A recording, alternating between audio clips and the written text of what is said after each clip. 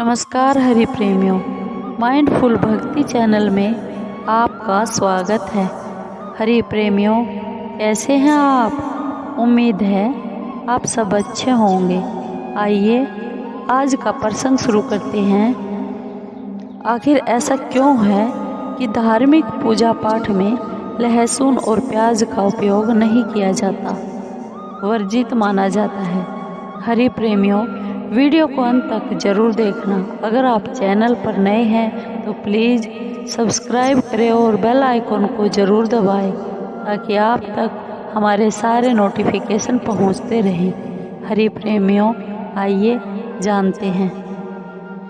आज हम आपके समक्ष एक ऐसी रोचक और पौराणिक कथा लेकर आए हैं। आपने अपने आसपास लोगों को यह कहते हुए तो ज़रूर सुना होगा कि नवरात्रि उपवास है, धार्मिक पूजा पाठ में लहसुन और प्याज का उपयोग वर्जित है।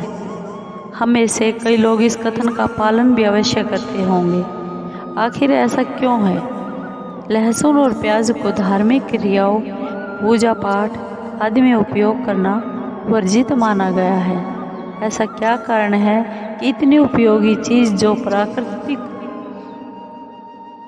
दृष्टि से हमें मिली है, प्रकृति ने हमें दी है और जिसमें हमारे शरीर के लिए बहुत ही आवश्यक तत्व पाए जाते हैं, जो हमारे शरीर को भयंकर जानलेवा बीमारियों से भी बचाते हैं और खाना बनाने में इस्तेमाल करने की सलाह भी दी जाती है।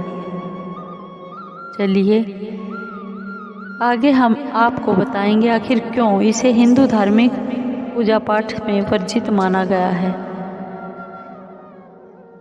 हिंदू धर्मशास्त्रों के अनुसार जब समुद्र मंथन चल रहा था, तब उसमें से जो अमृत निकलता है उसे भगवान विष्णु मोहिनी रूप धारण कर देवताओं को अमृत बांटते हैं। तब एक असुर जिसका नाम राहु होता है, वह रूप बदलकर देवताओं की श्रेणी में आकर बैठ जाता है और तभी गलती से उसे भी भगवान विष्णु अमृत पिला देते हैं। परंतु भगवान विष्णु को उसी क्षण पता चल जाता है। उसी क्षण विष्णु भगवान अपने सुदर्शन चक्र से उसका गला काट देते हैं। परंतु जब तक अमृत की कुछ बूंदें असुर के मुंह तक जा चुकी होती है, लेकिन गले से नीचे नहीं उतर पाती और शरीर में अमृत नहीं पहुंच पाने के कारण शरीर वहीं नष्ट हो गया, परंतु सिर अमर हो गया। जब भगवान विष्णु उस असुर का सिर काट देते हैं, तब खून की कुछ बूंदें अमृत के साथ मिल नीचे जमीन पर गिरती है, जिसके कारण उस स्थान पर प्याज और लहसुन की उत्पत्ति होती है। जो कि प्याज और लहसुन अमृत की बूंदों के साथ मिलकर बना है, इसलिए इनमें भयंकर रोगों से लड़ने के गुण मौजूद होते हैं। लेकिन इसमें राक्षसों का खून होने के कारण इनमें से तेज गंध आती है एवं इन्हें पूजा पाठ के दौरान अपवित्र माना जाता है और देवी देवताओं को भी नहीं चढ़ाया जाता। इसलिए पौराणिक काल से ही ब्राह्मण प्याज और लहसुन का इस्तेमाल कभी नहीं करते। कुछ ब्राह्मण तो ऐसे हैं जिन्हें यह तक नहीं पता कि प्याज और लहसुन का स्वाद कैसा होता है। आपको जानकारी दे दें कि सनातन धर्म में ही नहीं बल्कि जापान और चाइना में भी एक वर्ग के लोग ऐसे हैं जो प्याज और लहसुन से परहेज करते हैं।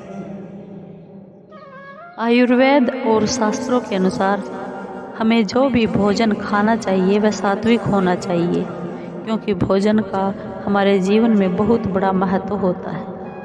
इसका हमारे मन पर सीधा असर पड़ता है।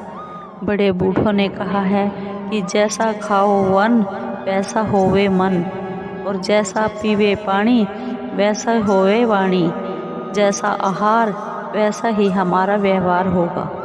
आयुर्वेद के अनुसार खाद्य पदार्थों को 3 श्रेणियों में बांटा गया है: सात्विक, तामसिक और राजसिक।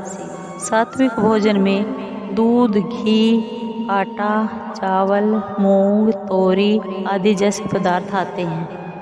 इस प्रकार के भोजन में शांति, संयम और पवित्रता जैसी भावनाओं को बढ़ाने की शक्ति होती है।